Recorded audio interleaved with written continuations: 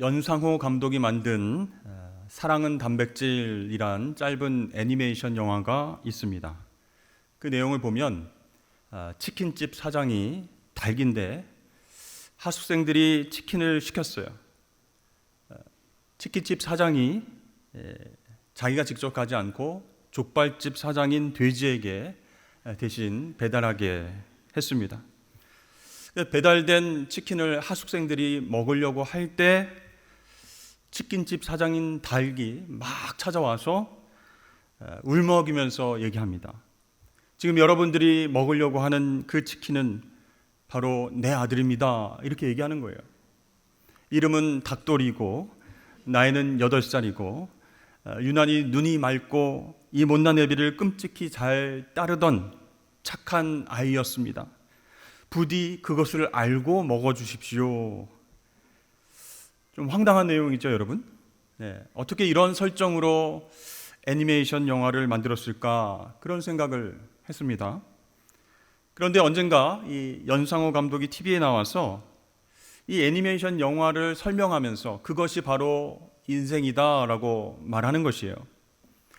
살아가는 건 누군가를 밟고 죄를 지어가는 일들의 연속입니다. 죄의식을 가지든 무감각하든 그 사실 자체는 변함이 없는 것 같습니다. 그러면서도 우리는 그 상황을 위로하기 위해서 감정을 이용합니다. 하지만 남을 착취해야만 살 수 있는 그 시스템 안에서 감정을 이용한 화해가 얼마나 쓴 웃음이 나는 것인지를 이 애니메이션을 통해서 보여주고 싶었습니다. 이렇게 설명을 했어요. 이 영화 제목처럼 사랑도 결국 소비되는 대상이라는 겁니다. 그러니까 음식뿐만 아니라 감정마저도 상품화되는 그 현대 사회를 비판하는 메시지가 그 단편 애니메이션 영화에 녹아들어 있었던 것이죠. 그렇습니다. 우리는 잘 살아보기 위해서 열심히 땀 흘려서 노력하지만 결국 잡은 것은 우리 자녀들이고 함께 일하는 동료들일 수가 있습니다. 내 성공을 위해서, 내 부와 명예를 위해서 희생자가 생기는 것은 당연하다라고 여기는 것, 그리고 그 희생자에 대해서 값싼 감정으로 위로하고 화해하는 모습들이 이 세상 속에서 우리 인생들이 살아가는 씁쓸한 모습이 아닐까, 그런 생각을 해보게 됐습니다. 오늘 본문 말씀에는요, 빌립이 복음을 전해준 한 사람이 등장합니다. 그 사람은 에디오피아 여왕인 간다게의 국고를 맡은 관리였습니다. 그런데 성경은 그가 내시였다라고 설명합니다. 내시가 어떻게 에디오피아 왕국의 국고를 맡아서 관리를 했을까요? 그 최고의 자리에 어떻게 올라갈 수 있었을까요? 좀 이상한 일입니다. 하지만 어떻게 생각해 보면 내시였기 때문에 가능할 수도 있겠다라는 것이죠. 당시 에디오피아 왕국의 왕은요, 하늘의 아들로 신성시 여겨졌습니다. 그래서 그 왕은 세속적인 일은 담당하지 않았습니다. 대신 그 나라의 모든 살림을 대비, 우리 조선 왕족에서 보면 대비마마, 왕의 어머니가 관리하는 그런 시스템이었습니다. 그런 일을 맡은 여왕을 가리켜 간다게라고 불렀습니다. 이집트 왕을 바로라고 부르는 것과 똑같습니다. 그래서 그 여왕의 명령에 따라서 모든 국고를 책임지는 관리라면 이 권력의 가장 꼭대기에 오른 사람이다라고 말할 수 있죠. 그런데 그 사람이 내시였습니다. 그러니까 여왕에게 신뢰를 주면서 사고치지 않고 잘 보좌할 수 있는 역할은 어쩌면 내시가 가장 적합할 수도 있었다라는 것이죠. 그렇다면 그 사람이 이 최고의 권력을 차지하기 위해서 일부러 내시가 된 것은 아닐까, 그런 생각도 하게 됐죠. 왜냐하면 자신의 욕망을 위해서라면 기꺼이 희생을 감수할 수 있는 것이 우리 인간의 본성이기 때문에 그렇게 상상하는 것도 무리가 아니다라는 것입니다.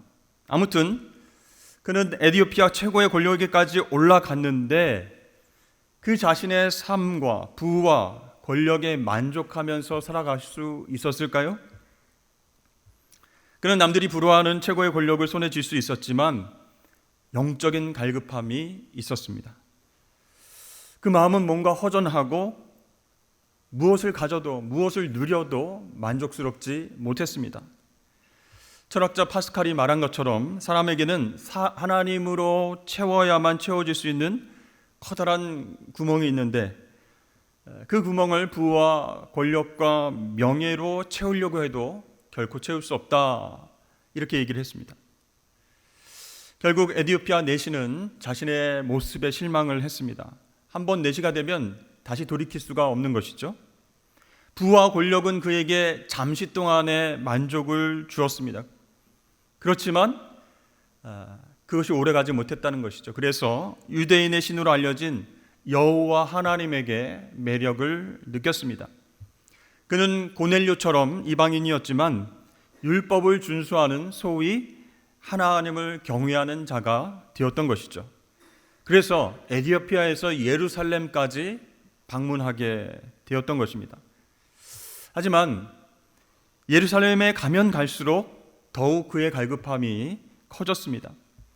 왜 그랬을까요? 자신은 유대인과는 다른 이방인에 불과했기 때문에 예루살렘 성전 외곽까지만 들어갈 수 있었습니다. 그러니까 이방인은요, 어느 정도까지만 들어오고 그 이후에는 들어올 수 없었어요. 그래서 성전 안에 있는 어떤 성소나 지성소는 물론이고 여인의 뜰이나 유대인들이 거하는 그 장소까지 나아갈 수 없었습니다. 더구나 그는 내시입니다. 신명기 23장에 보면 그런 사람은 하나님의 회정에 들 수 없다라고 하는 율법의 말씀이 있기 때문이죠. 자, 그렇게 영적인 갈급함이 점점 커졌음에도 불구하고 여호와 하나님께로 나아가는 길이 이중 삼중으로 막혀버린 아주 답답한 상태였습니다. 부와 권력을 소유함으로는 또 종교적인 열심을 가지고는 아무런 위로와 감동을 받을 수 없었습니다. 그런 그에게 필요한 것은 하나님의 은혜뿐이었습니다. 하나님의 은혜만이 그를 자유케 하고 만족케 할 수 있습니다. 여왕의 국고를 받은 큰 권력도, 허무와 공허를 떨쳐내려는 몸부림도, 종교적인 열심도 그에게 아무런 도움이 되지 못했습니다. 오직 하나님의 은혜가 필요했습니다. 하나님은 그런 에디오피아 내시를 사랑하셨습니다. 그래서 하나님은 빌립을 그에게로 보내셨고 그를 만나게 하셨습니다. 이 에디오피아 내시가 예루살렘에서 예배하고 다시 에디오피아로 돌아가는 길이었습니다. 그때 수레에서 읽은 성경 두루마리는 메시아의 고난을 묘사한 이사야 53장의 말씀이었습니다.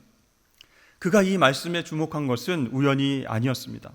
이사야 53장 10절 말씀을 보면 여호와께서 그에게 상함을 받게 하시기를 원하사 질고를 당하게 하셨은즉 그의 영혼을 속건제물로 드리기에 이르면 그가 씨를 보게 되며 그의 날은 길 것이요 또 그의 손으로 여호와께서 기뻐하시는 뜻을 성취하리로다, 이렇게 나옵니다. 이 말씀에서 씨라고 하는 단어에 여러분 주목을 해보십시오. 자, 하나님께서 메시아에게 고난을 허락하셨습니다. 근데 그 고난은 하나님의 구원 계획을 위한 과정이었다는 것이죠. 그래서 메시아가 하나님 앞에 자기 자신을 속건 제물로 드리면서 희생하면 그가 씨를 보게 된다라고 말씀합니다. 자, 예수님의 죽으심과 부활로 인해서 새로운 생명, 씨, 구원받는 후손들이 태어나서 메시아가 그것을 보게 된다라고 하는 예언의 말씀이죠. 더 나아가 그는 이사야 56장도 읽었을 것입니다. 여호와께 연합한 이방인은 말하기를 여호와께서 나를 그의 백성 중에서 반드시 갈라내시리라 하지 말며 고자도 말하기를 나는 마른 나무라 하지 말라. 여호와께서 이와 같이 말씀하시기를 나의 안식일을 지키며 내가 기뻐하는 일을 선택하며 나의 언약을 굳게 잡는 고자들에게는 내가 내 집에서 내 성 안에서 아들이나 딸보다 나은 기념물과 이름을 그들에게 주며 영원한 이름을 주어 끊어지지 아니하게 할 것이며. 여러분, 이방인이면서도 내신 이 사람이 이 이사야 말씀을 읽으면 어떤 기분이 들었을까요? 정말로 소망이 되는 그런 말씀 아니었겠습니까? 하나님에 대한 열심으로 예루살렘 성전까지 찾아왔지만 이방인의 뜰이라고 하는 경계를 넘어설 수가 없었습니다. 그가 매번 예루살렘에 도착해서 확인할 수 있었던 것은 유대교를 통해서는 이방인은 구원받을 수 없다라고 하는 서글픈 현실이었습니다. 그런데 말씀을 읽어보니까 이방인에게도 구원이 가능하다라고 이야기합니다. 어떻게 그것이 가능합니까? 이사야 53장에 기록된 고난받는 종을 통해서 가능하다라고 하는 메시지가 그 마음에 꽂힌 거예요. 그러면 도대체 이 고난받는 종이 누구란 말인가? 이 질문이 떠올랐을 때 빌립이 그의 앞에 나타났습니다. 성령께서 빌립에게 수레로 가까이 가라 명령하셨고, 이 빌립은 이사야의 말씀을 읽고 있는 에디오피아 내시를 만나게 됐습니다. 그래서 물어봅니다. 당신이 읽는 것을 깨닫고 이해할 수 있습니까? 내시가 깜짝 놀랐겠죠. 어떻게 이런 일이 있을 수 있는가? 그렇습니다. 하나님의 은혜가 에디오피아 내시에게 임하는 순간이었습니다.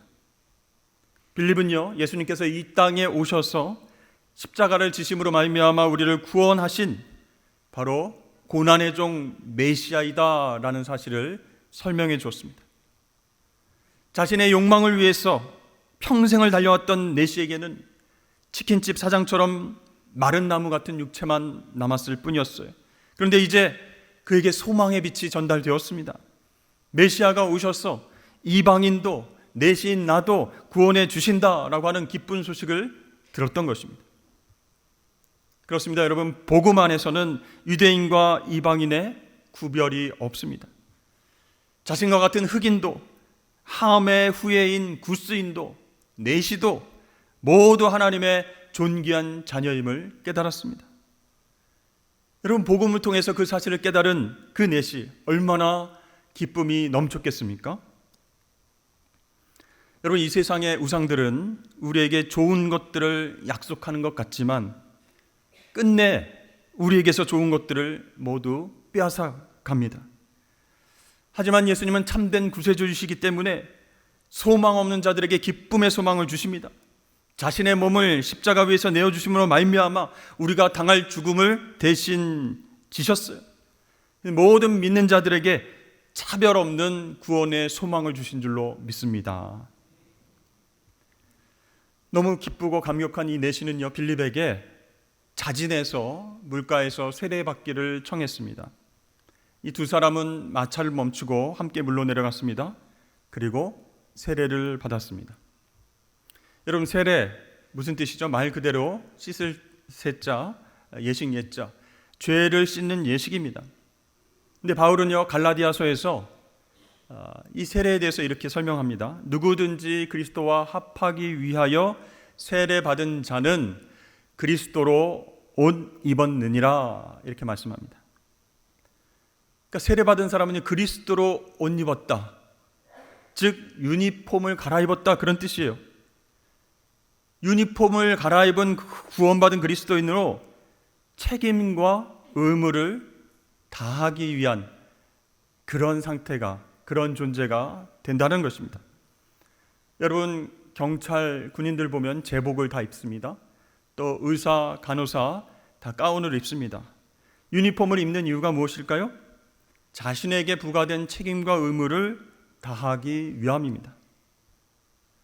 이 세례받은 내시는요, 에디오피아로 돌아가서 그리스도 옷, 유니폼을 새로 갈아입고 그 책임을 다했습니다. 네, 복음을 전하면서 예수 그리스도의 놀라운 기쁜 소식, 그죠? 복음의 놀라운 능력을 그들에게 전하기 시작했어요. 많은 영혼들을 구하게 되었습니다. 이제 그는 혼자가 아니었습니다. 부활하신 주님께서 늘 동행하셨기 때문이죠.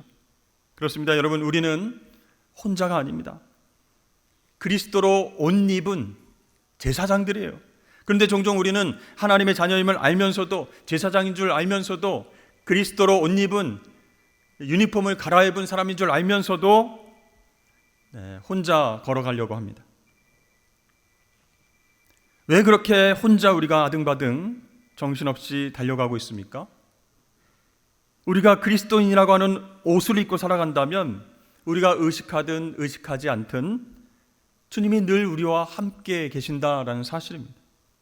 그리고 그냥 함께 계시는 것만이 아니고 우리의 삶을 온전히 책임져 주신다는 거예요.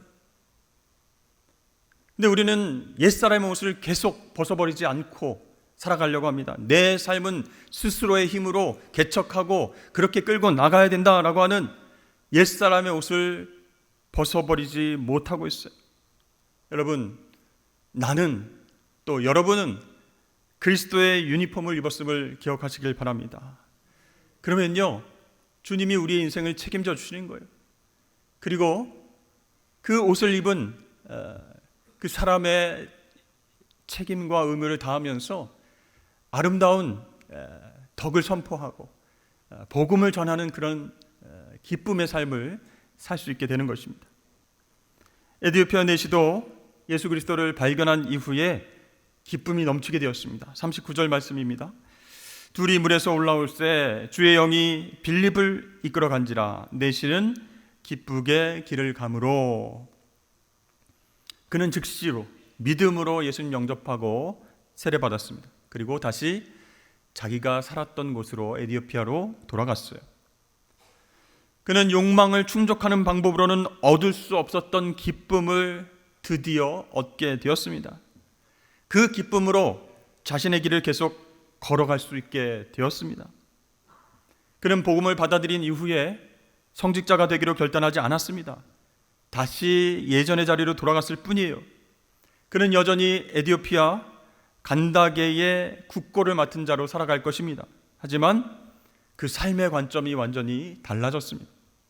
예전에는 자신의 욕망과 욕심을 충족하기 위해서 높은 권력과 성공을 추구하며 살았습니다. 하지만 이제 그 마음속은 구원을 주신 예수님 때문에 기쁨이 넘치고 있다는 사실이에요. 이제 그는 구원의 기쁨을 얻은 자로서 세상 속에 나아가서 자신에게 주어진 사명을 감당하며 살게 되었습니다. 에베소서는 이렇게 기록하고 있습니다. 종들아, 두려워하고 떨며 성실한 마음으로 육체의 상전에게 순종하기를 그리스도께 하듯 하라. 눈가림만 하여 사람을 기쁘게 하는 자처럼 하지 말고 그리스도의 종들처럼 마음으로 하나님의 뜻을 행하고 기쁜 마음으로 섬기기를 주께 하듯 하고 사람들에게 하듯 하지 말라. 자, 사람보다는 하나님을 기쁘게 해드리기 위해서 일상 속에서 섬기고 순종하라, 이렇게 말씀하고 있어요. 그렇게 일하면 하나님께서 내가 원하는 지위와 부와 성공으로 올라가게끔 도와주신다, 그런 말씀이 아니에요. 이미 구원의 기쁨, 하나님 자녀된 기쁨이 있기 때문에 일상에서 성실하게 섬기고 그냥 사람들에게 대하는 것이 아니라 주께 하듯 기쁨으로 섬기게 된다라고 말씀하고 있는 것이에요. 사랑하는 성도 여러분, 여러분들은 그리스도의 옷을 입으셨습니까? 나 같은 죄인을 살려주신 그 하나님의 은혜를 기억하며 살고 계십니까? 그렇다면요, 흩어져서 하나님께서 부르신 그 자리에서 기쁨으로 일하고 섬기는 주의 종들 되시기를 주의 이름으로 축복합니다. 욕망이라는 우상을 계속 품고 힘들게 성취하고 쫓아가고 그런 삶이 아니라 예수님만을 주인으로 섬기며 살아갈 때 사람들을 대할 때도 예수님을 대하듯 섬기며 살 수 있는 기쁨이 넘쳐난다라는 사실입니다. 빌립은 이후에 성령의 인도하심을 따라서 이 가사를 떠나서 아소도와 서해안의 도시를 따라서 북상하면서 블레셋 사람들과 서해안의 유대인들, 이방인들에게 복음을 전했습니다. 그리고 마침내 가이사랴에 정착하게 되었습니다. 빌립은 사도행전에서 잠시 사라졌다가 약 20년이 지난 뒤에 사도행전 21장에 다시 나타나게 됩니다. 그때는 언젠가 하면 사도 바울이 1차, 2차, 3차 선교여행을 마치고 자신이 개척한 교회의 사절단들을 이끌고 그동안 모았던 헌금을 예루살렘 교회에 전달하기 위해서 가는 길이었어요. 자, 그렇게 바울 일행은 돌레마이를 거쳐서 가이사랴에 이르러서 빌립의 집에 머물게 되었습니다. 이 빌립이 20년 가까이 이 가이사랴 지방에서 살았던 것이죠. 여러분, 왜 빌립이 오랫동안 가이사랴에 거주했을까요? 성령의 인도하심에 따라서 사마리아도 가고 그 다음에 에디오피아 내시도 전도했던 이 빌립이 왜 20년 동안 가이사랴에 정착하게 되었을까요? 이 당시 가이사랴라고 하는 곳은요, 로마 제국의 해군기지였습니다. 항구 도시였습니다. 교통의 요충지 역할을 하는 지역이었어요. 그래서 빌립은 가이사랴에 머물면서 거주하면서 배를 타고 로마 제국 전역을 방문하면서 예수 복음을 전했습니다. 그러니까 이 가이사랴를 교두부 삼아서 복음 전하는 그 자비랑 선교사의 사명을 그동안 감당을 했던 것이죠. 이 20년이 지났지만 사람들이 여전히 빌립을 전도자라고 부르는 이유가 있습니다. 그것은 빌립이 결코 복음 전하는 일을 멈추지 않았기 때문이다라는 것이죠. 어떻게 그렇게 꾸준히 전도하고 사명 감당할 수 있었을까요? 빌립이 전도한 사람의 회복과 기쁨을 목격했기 때문이었습니다. 전하는 사람도 기뻤고 복음을 받아들이고 변화되는 사람도 기뻤기 때문에 그 기쁨이 계속해서 빌립으로 하여금 전도를 할 수 있게 만들었던 것이죠. 또 가이사랴는요, 사마리아와 근접해 있습니다. 따라서 빌립은 수시로 사마리아를 방문해서 자신이 개척한 사마리아 교회 공동체를 돌봤다는 거예요. 교인들을 믿음으로 세우고 격려했습니다. 빌립의 딸들이 4명이다 이렇게 나오는데요, 모두 예언자의 역할을 감당했다라고 나옵니다. 이 예언자란 미래의 일을 예측하는 사람이 아니라 성도들의 믿음을 세워주고 돌봐주고 양육하는 사역자였다라는 것이요. 그러니까 이 빌립의 딸들이 아버지 빌립이 어떻게 복음을 전하면서 기쁨 가운데 살아가는가를 보고 배웠기 때문에 이 딸들도 똑같이 성도들을 믿음으로 키워내고 불쌍한 영혼들을 보면 복음을 전하는 그런 사명을 감당했다는 것이에요. 베드로와 요한 사도는요, 유대인들에게 큰 벽과 같았던 그 사마리아 땅의 복음이 전해진 것, 그리고 에디오피아 내시가 복음을 전해 듣고 고향으로 돌아갔다는 그 사실을 듣고 깜짝 놀랐습니다. 하나님께서, 성령 하나님께서 이방인들에게도 이렇게 복음을 전하게 하시는구나. 특별히 사도가 아닌 집사 빌립이 성령의 인도에 순종했기 때문에 일어난 기적이다라는 것을 인정했습니다. 그래서 직접 사마리아 땅으로 가서 안수도 해주고 그들에게 성령이 임하는 것을 확인하게 되었다는 것이죠. 자, 그렇게 빌립은 평생 동안 전도하면서 복음의 능력을 경험했습니다. 어떻게 사람들이 자유케 되는지, 어떻게 사람들이 매여 있다가 기쁨의 삶으로 변화되는지를 직접 목격했습니다. 특별히 증오의 땅, 정말 유대인들이 싫어하는 사람들, 사마리아, 그 사람들이 변화되는 과정을 보았어요. 율법에 매여 있던 사람들, 육신의 변약함에 매여 있던 사람들, 세속 가치관에 의해서 고생하는 사람들, 그 사람들이 복음을 접하고 자유케 되면서 기쁨으로 활짝 웃는 모습을 매번 보고 경험을 했습니다. 잊을 수 없었어요. 그 기쁨 때문에 빌립과 또 그 딸들은 계속해서 전도자의 삶을 살 수 있었습니다. 저는 여러분들이 이런 전도하는 기쁨, 또 사람들의 기쁨의 얼굴로 변화되는 그 회복의 기적을 경험하실 수 있기를 주의 이름으로 축복합니다. 여러분, 빌립이 뛰어나서 재능이 있어서 그렇게 전도를 잘하고 사마리아 땅으로 가서 사람들에게 복음을 전하고 에디오피아 내시 그 사람을 전도시키고 뛰어나고 재능이 있어서 그 일을 감당한 것이 아닙니다. 오직 성령의 음성에 순종해서 영혼들을 불쌍히 여기는 마음을 가지고 나아갔을 때 하나님께서 능력을 부어주신 거예요. 여러분, 오늘 말씀을 통해서 그렇게 우리도 성령께 순종해야 되겠구나, 그런 마음을 결단하고 영혼 구원의 기쁨, 복음 증거하는 기쁨, 그 기쁨을 서로 누리시는 저와 여러분 되시기를 주의 이름으로 축복합니다.